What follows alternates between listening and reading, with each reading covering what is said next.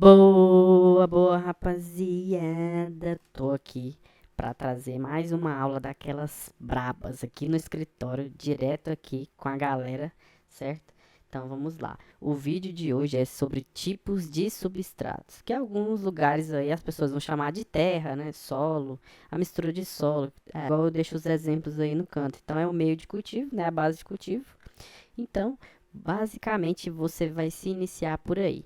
Então, se você é novo aqui no canal, já se inscreve, certo? Já deixa seu like aí, já ativa o sininho, porque tá tendo vídeo todo dia. Eu tô me empenhando pra tá gravando. Tem conteúdo gravado do zero a colheita.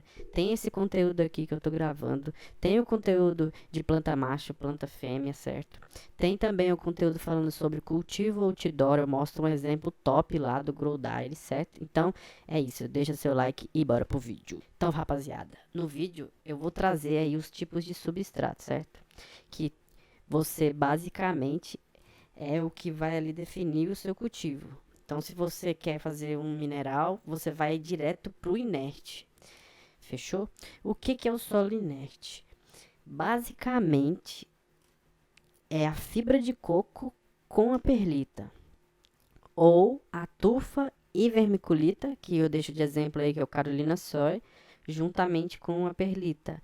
Porque você tem que colocar a perlita em ambos? Porque ela vai estar ajudando ali a arejar, né? Deixar o solo bem mais aerado, para que quando você fazer a rega, ele escorra ali, não fique acumulado, certo? Para estar sempre limpando as raízes, para ela estar sempre se alimentando ali.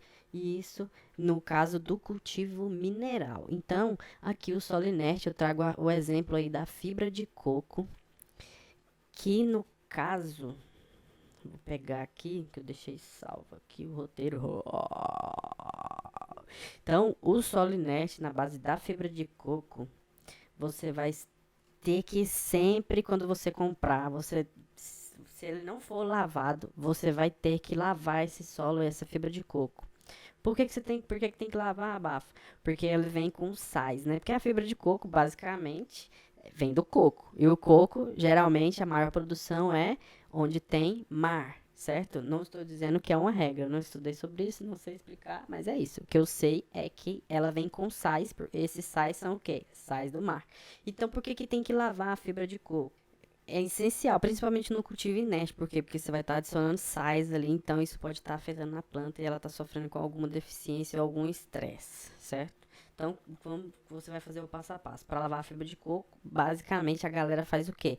Pega um balde bem grande, taca toda a fibra de coco lá dentro dele, abre o chuveiro ali no lugar que for aquecido ou na energia elétrica, depende do lugar que você mora.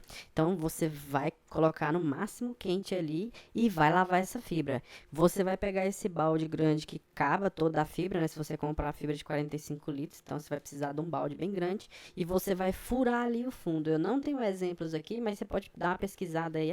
Na verdade não precisa nem pesquisar, né? Você vai basicamente comprar um galão grande, vai fazer os furos no fundo dele e vai tacar a fibra ali e vai pôr ela debaixo do chuveiro ali e deixar a água quente cair nela e deixar escorrer, escorrer, escorrer. Então você vai gastar bastante água ali para estar fazendo essa limpeza, né? E ela vai ficar bem úmida, né? Então você está hidratando ela e fazendo a limpeza. Por isso que é necessário dela escorrer para esses sais que tiver em excesso ali, não tá afetando aí quando você fizer o transplante da sua planta. Então, o pH da tufa e da vermiculita, que no caso é o Carolina Soy, é de 5,5. Então, ele basicamente, a planta ela não vai ter estresse, porque conforme você for regando, ele vai se ajustando. Então, essa é a diferença entre a fibra de coco e a tufa e a vermiculita, né? Que são os dois, são substrato inerte. E agora eu vou falar da perlita. Por que tem que adicionar a perlita? Como eu disse, é para você estar aí arando o seu solo, deixando ele mais fácil da água escorrer.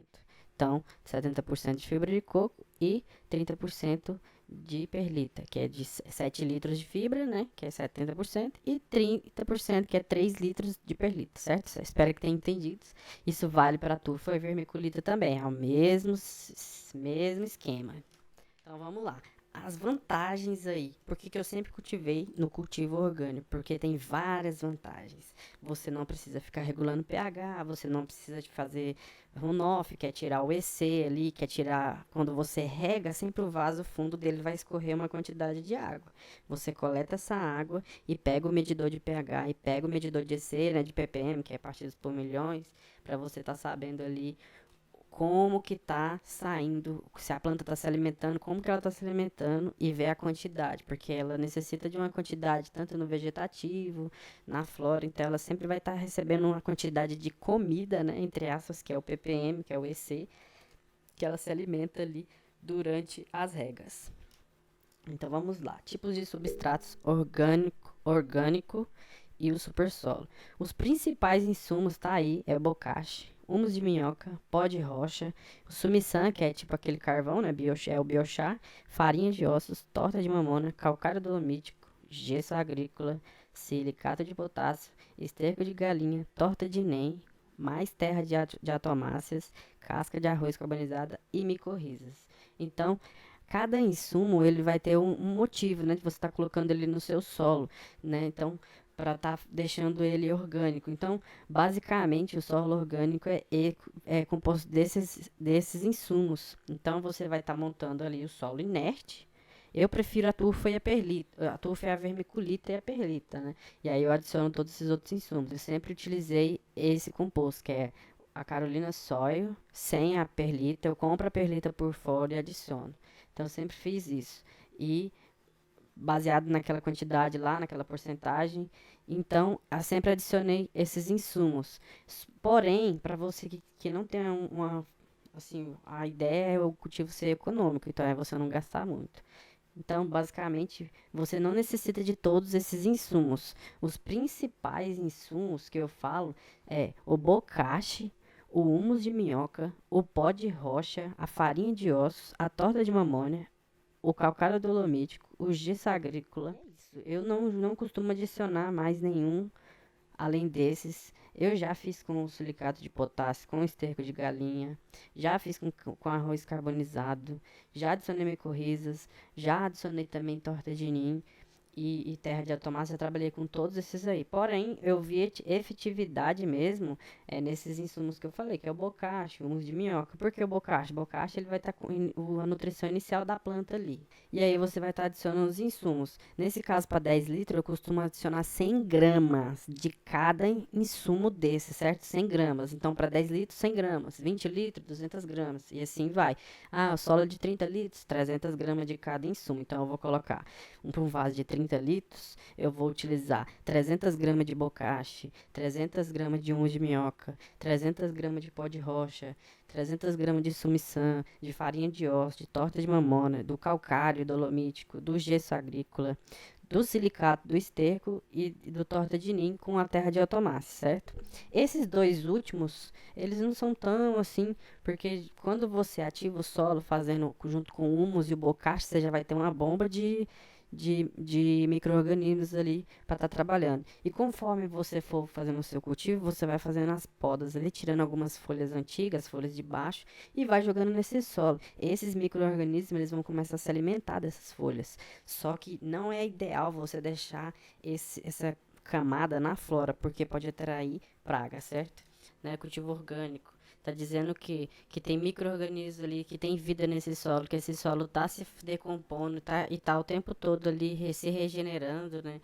Os micro-organismos vão quebrando ali esses insumos que você adiciona com o tempo, eles vão liberando ali e a planta vai estar se alimentando ali em troca de carboidrato que esses micro-organismos pegam da raiz, né? Então ele vai lá, né? Trabalhinho de formiguinha, ele vai ali, pega os nutrientes, joga ali na raiz e se alimenta do doce da raiz, entendeu? Então, na questão do super solo, eu sempre indico estar adicionando todos esses insumos porque aí sim você vai ter um super solo. Então você pode estar pesquisando aí, se quiser, tira um print, pega todos esses insumos, joga aí no chat GPT ou no que for no Gemini e pergunta para ele se isso é um super solo. Ele vai estar te explicando certinho o que que é, como eu já estou explicando para vocês aqui. Só que às vezes fica uma dúvida ou outra, se você quiser acrescentar alguma coisa também nesse solo, pode fazer entradas de micro-organismos, aí tem micróbios, tal, tem aquelas outras marcas, tal, não vou ficar citando muito aqui, mas aí você simplesmente vai lá dar aquela pesquisada e adiciona aí no seu solo. O JLF também já ajuda bastante com micro-organismos. O M1 também ajuda com bastante micro-organismo, entrega ferro e tal. Então, o super solo, basicamente, você vai juntar a cama de cultivo ali grande, é mais de 100 litros, e vai adicionar todos esses insumos na quantidade ideal ali, para poder esse super solo estar sempre se regenerando, e essa vida vai criando vidas e vidas e vidas, e assim, você vai regando e ela, com o tempo, ela vai praticamente se gerar sozinha, como se fosse um ecossistema ali que vai se alimentando dele mesmo e sempre vai estar alimentando a planta vai estar alimentando o solo vai estar sempre de nutrientes, e esse é o super solo. Agora, rapaziada, eu vou falar sobre o descanso desse solo, certo? Então, o tempo ideal aí de descanso do solo orgânico depende. Se você montar um leve, igual eu falei, é de 10 a 15 dias, às vezes 20 dias, até 40 dias. Aqui eu deixei um exemplo de descanso, que é o solo orgânico leve, olha lá, 10 a 15 dias. Já um solo que é um super solo ali, orgânico mais pesado, ali você vai deixar de 20 a 45 dias. Porque o solo fica carregado, né? Então, você vai regando ali ele não vai ter nada para estar secando esse solo, ele vai ficar sempre úmido e ele vai começar a gerar os micro-organismos. Então, o ideal é sempre manter ele úmido, não encharcado. Então, você pode estar usando aquele pulverizador e regando ali bem lentamente, ou pode usar também aquele regador que eu já deixei nos vídeos, que tem um bico mais fino e tal, ele rega mais lento, que essa é a ideia, é sempre manter o solo úmido e não encharcado, né? Não precisa escorrer, você só vai deixar ele úmido para ele estar ali aquecendo. Mas tem uma galera que tem exemplo aí que junta vasos, sei lá, vamos pôr 4 vasos de 30 litros ali de solo, super solo orgânico. Então ele deixa descansando ali, ele umedece, né? Deixa úmido e deixa os LEDs ligados ali para ele estar gerando a vida, né? Um ciclo de 18 por 6 ou 20 horas de luz por 4 horas de escuridão. E aí esses micro-organismos vão começar o ciclo. Tem gente que posta a temperatura chega a passar de 40 graus dentro da estufa, porque fica muito quente esse solo. Eu não sei explicar porquê, eu não vou me lembrar agora, mas eu sei que acontece esse fator, porque está gerando vida. Se você sabe, deixa aí no comentário, certo? Então, o ideal é quando você montar esse solo, deixar ele descansar, você sempre adicionar as plantas companheiras aí, as sementes companheiras. Aí eu deixo alguns exemplos. Deixo também o exemplo do país, que é um que geralmente eu uso para tal o quê? Por que que você tem que adicionar esse país? Por que que você tem que adicionar essas plantas companheiras? Porque esse solo você ainda não sabe se ele está pronto para estar recebendo a sua plantinha ali. Então você vai colocar essas sementes companheiras, elas vão crescer, vão absorver, vão regular o pH, vai deixar o solo mais forte, né? Vai deixar as raízes ali, o solo vai ficar mais arado ainda. Aí você vem depois de um tempo ali que o solo descansou e você plantou as sementes companheiras e você viu que elas estão bem verdinhas, tão fortes. Tem muita gente que usa o girassol como exemplo, porque o girassol ele se alimenta bastante dos nutrientes. E aí depois você corta, né? Depois quando você for virar para a flora, você vai e corta essas sementes companheiras, que elas todo esse crescimento, esses nutrientes que elas pegaram do solo, você cortando, eles vão voltar para o solo em forma que os micro-organismos vão estar trabalhando. Então, isso é muito importante. Você sempre, quando montar um solo, deixar ele descansar. E aí, depois você vai pegar e adicionar as sementes companheiras aí. Para estar tratando esse solo, deixando ele top. Porque se você pegar, montar o solo e já tacar água, já tacar a sua plantinha lá, infelizmente, meu amigo, ela vai morrer. Principalmente se você estiver inoculando ali, que é colocando chá de humus, arado, colocando com bocacha, então vai ter muita vida esse solo. No meu caso já até aconteceu de tipo que começar a mofar em cima, saca? Porque muita vida ali, o bocacha com muita vida. Então, se você colocar a planta ali, ela vai morrer. Porque ela é semente, se você já colocar ela ali, ela não vai sobreviver. Já aconteceu comigo isso e foi assim que eu aprendi. Então, sempre quando você germinar, você vai colocar a sua plantinha no Solar Nest, deixar esse solo descantar, colocar as companheiras ali, que é o tempo que ela cresce até os 15 dias, e você faz o transplante pro vaso maior. Que aí o solo já vai estar pronto para receber, já vai ter nutrientes ali prontos, porque você já deixou algumas sementes companheiras crescendo. Fechou? Então, se você gostou do vídeo, já deixa seu like, já se inscreve no canal. E é isso, rapaziada. Se ficou alguma dúvida, se você acha que alguma coisa que eu falei tá errado, deixa no comentário, certo? Então, compartilha aí o seu cultivo, porque ninguém é rei da razão. Todos nós estamos aqui aprendendo todos os dias, certo? Só que eu tô separando esse tempo para estar ajudando a galera que não entende nada. E eu sei que esse é o básico que eu consigo passar. E eu sei que isso já vai ajudar muita gente, fechou? Então, tamo junto e até o próximo vídeo. Falou!